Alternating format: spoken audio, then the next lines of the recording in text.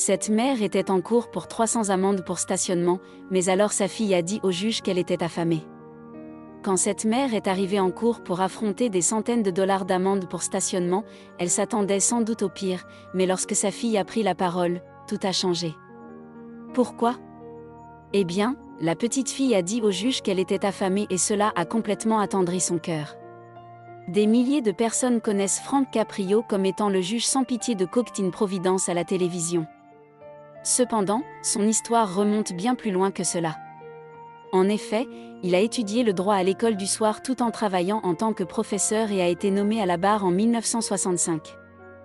20 ans plus tard, il est devenu le juge en chef à la Cour municipale de Providence, et depuis lors, il a manifestement prouvé sa popularité auprès des habitants de la ville de Providence. Le conseil l'a réélu 6 fois et il a également fondé le cabinet d'avocats Caprio et reste un associé senior. Cependant, ce n'est qu'en 2000 que les caméras ont commencé à rouler pour Cocteau Providence et que Caprio a commencé à devenir plus largement connu. Si vous ne l'avez pas encore fait, veuillez vous abonner à notre chaîne et cliquer sur la cloche de notification pour vous inspirer de ces histoires de la vie réelle tous les jours. Revenons maintenant à l'histoire. La série a d'abord été diffusée sur la télévision locale et à Providence, mais elle s'est rapidement déplacée vers ABC CWLNE. La série met en vedette des personnes réelles et des vrais cas de cour, et bien que certains puissent le considérer comme l'étoile de la série, Caprio ne voit rien de futile dans son rôle. « Je ne suis pas ici à la cour pour être un divertissement », il a dit dans le passé. « Mon rôle principal est de faire justice. » Malgré cela, cela n'a pas empêché les clips YouTube de certains des cas de Cocteau Providence de devenir viraux et un épisode en particulier de 2017 a particulièrement attiré l'attention du public. Il s'agissait d'une femme qui était arrivée devant le tribunal avec ses 2 filles. La femme en question s'était retrouvée devant le juge Caprio après que les autorités l'accusent d'avoir garé son véhicule sur un trottoir. Lorsqu'elle a été confrontée à une amende de 100 $, elle n'a pas été en mesure de la payer. Lorsque la femme est arrivée devant le tribunal, le juge Caprio semblait plus intéressé à parler à sa fille de 6 ans, Janice. Il a donc appelé la petite fille à la barre pour en apprendre davantage sur elle.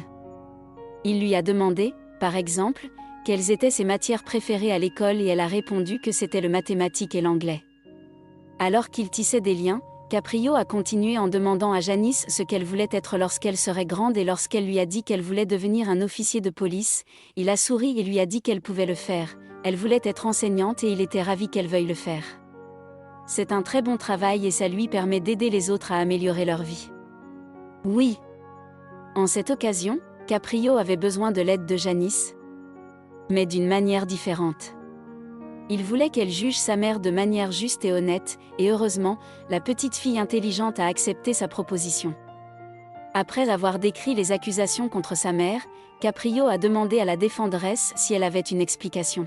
« Je suis allé chez mon cousin chercher quelque chose et il faisait une fête et je ne voulais pas que quelqu'un heurte ma voiture alors je suis passé sur le trottoir. » Le juge Caprio a alors donné à Janice 2 options, elle pouvait accuser sa mère de toutes les pénalités qui s'élèveraient à 300. Alors elle pourrait éliminer les pénalités, et juste que sa mère paye l'amende initiale de 100 $, mais ensuite Caprio a révélé une 3e option, il pourrait faire quelque chose de gentil pour la maman de Janice, par exemple, il pourrait réduire l'amende à 50 $, ou si Janice pensait que c'était juste, il pourrait abandonner les charges complètement et sa mère s'en tirerait sans payer un centime. Lorsqu'il a été interrogé, Janice a décidé que l'option la plus équitable était de faire payer sa mère, 50 $. Alors tu veux une amende de 50 $. Cependant, Caprio a décidé de changer sujet pour une seconde, il a demandé à Janice ce qu'elle avait pris pour le petit déjeuner ce matin et sa réponse l'a semble-t-il ému. Janice a expliqué qu'elle n'avait rien mangé avant d'arriver au tribunal. Alors qu'est-ce que tu as pris pour le petit déjeuner ce matin? Je n'ai rien eu ce matin.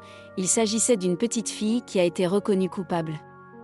C'est alors que le juge Caprio a décidé de proposer un marché à sa mère.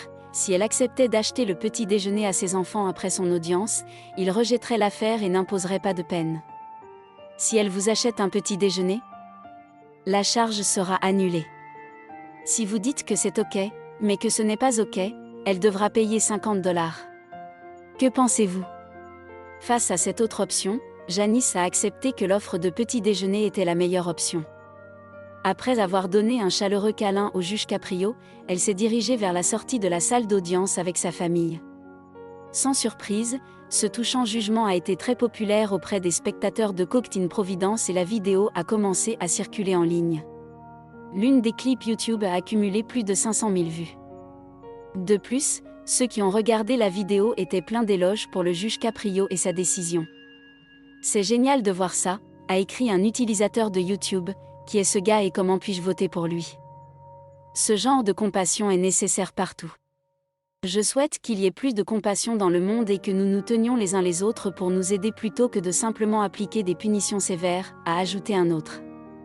Dans ce cas, peut-être le juge Caprio avait-il raison d'aller doucement avec la mère qui peinait à payer ses factures, car en lui imposant la totalité de la sanction, il aurait en quelque sorte ôté de la nourriture des bouches de ses enfants. Ces actions ont prouvé que même les personnes au pouvoir peuvent avoir le plus doux des cœurs. Si vous avez aimé la vidéo, veuillez la liker et considérez la partager avec quelqu'un qui pourrait la trouver intéressante. Merci d'avoir regardé et à la prochaine vidéo.